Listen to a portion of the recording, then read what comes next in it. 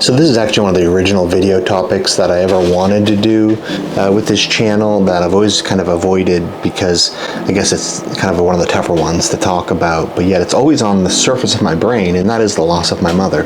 My mom died roughly 5 years ago now. I was still fairly young. I was about 35 years old. I'm 40 now, and she died of early onset Alzheimer's disease. And if you're an entrepreneur who's trying to navigate the grief and the loss of a loved one while also trying to build your business, it can be really difficult. And I don't say that just because of, oh, you're so busy, I'm trying to make money, trying to pay my bills, but at the same time I need to be an entrepreneur and motivational. As I'm sure you found, it's not just the obvious surface layer of grief as much as it is like the way that grief sweeps in the back door and kind of wraps its hand around your neck sometimes. And so I want to do this video to kind of talk just a couple tips about how I'm dealing with it 5 years later, because for me the loss of my parent isn't something I've gotten over yet. And I know some people get right over things. I tend to hold on to things. If you've seen any of my other videos, my video about survivorship when I had cancer as a young man, I still think about that. And so I think I'm one of these guys who's just a bit more sensitive than the gung-ho guy who says, get over the loss and use it as your motivation to fuel your tank and pursue your dreams, because that's a really great concept. And I think on a high level, that concept makes a lot of sense. Hey, use the loss of your mom as inspiration for your next big thing.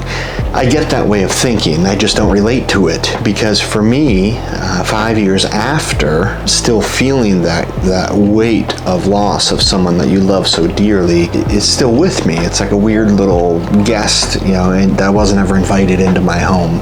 And so one of the things that I've found that's helping me process the grief of losing a loved one while still building my company has just been knowing that I'm not alone. And while that's obvious because all of us have people who die in our lives, it is helpful to kind of just be open with people. Now, when I say be open with people, I say that, but I add in a word of caution of, if you have someone in your life who's already shown you that they're a dink or an asshole or somebody who isn't kind to you, believe them. Now, what I mean by that is if you have someone in your life who's proven that they're not sensitive, that they don't understand your loss, that they don't care about giving you the space you need to process your grief, believe them, okay? Just like you want them to believe you that sometimes it's hard to get everything done because of this weight, this burden that's on your mind about the loss you've suffered, you owe it to that person who's proven that they can't be sensitive to you to stop oversharing with them. So if you're someone like me who, the way that I feel like I've had a therapeutic experience is probably by over talking about a sensitive topic, I set myself up to get hurt by people if I continue sharing with people who've already proven that they're kind of a prick. Meet people where they're at, and you probably already have a running list in your head of oh crap, that's right, whenever I share this thing with that person, they're always a jerk. Well, okay, recognize that and accept it and believe it. Don't keep going back to that same watering hole and be like, oh man, this tastes like crap. Why does it taste bad? Oh, because it's tasted bad for 40 years.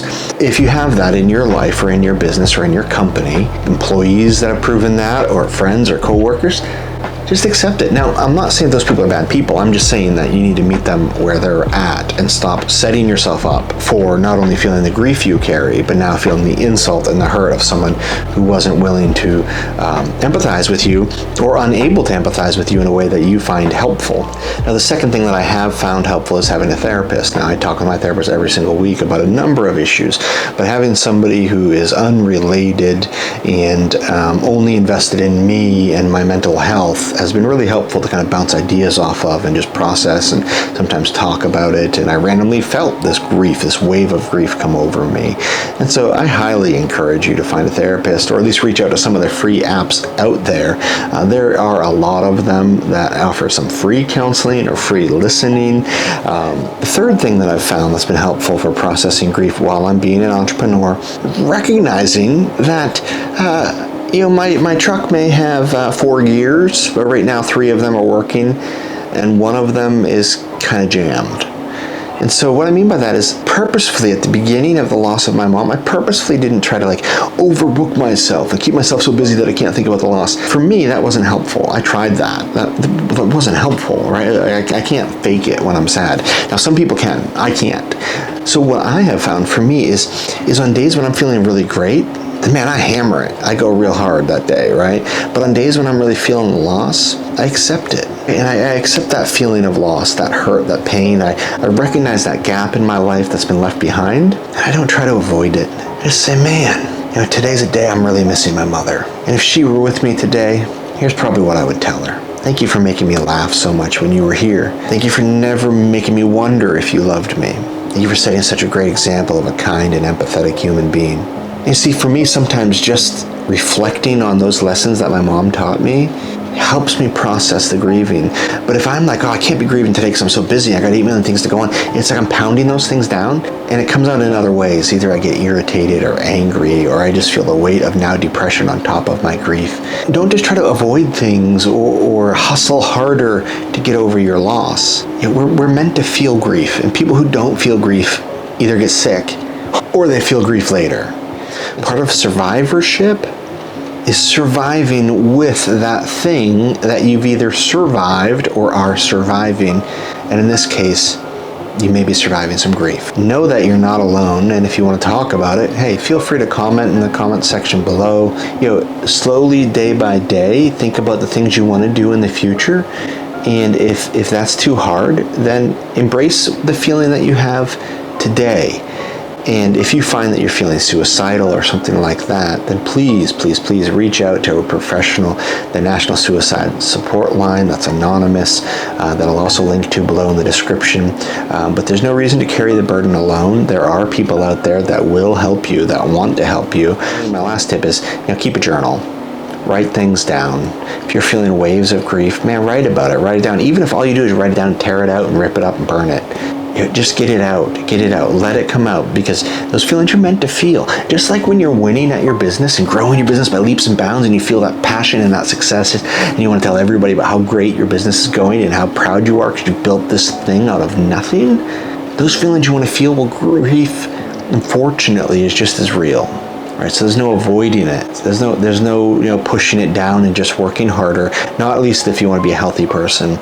So recognize those feelings for what they are, process them, set new goals that excite you, even though you feel like you can't get excited at all. But perhaps just try to get excited about something, or maybe even try something new that you haven't done in a long time that used to bring you joy. I promise this season, it will end. Now, it won't necessarily just fade away. That loss, that's not going to disappear or be filled by something else. You'll probably always feel that loss.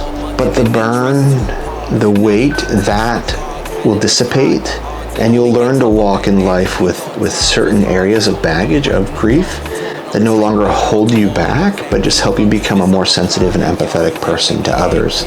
So I wish you well in your journey, and subscribe if you want to hear more later. I'm hearing the praise for staying committed to something they played with. It was always about us, it's never about who's your favorite. Took my insecurities and made my future more secure.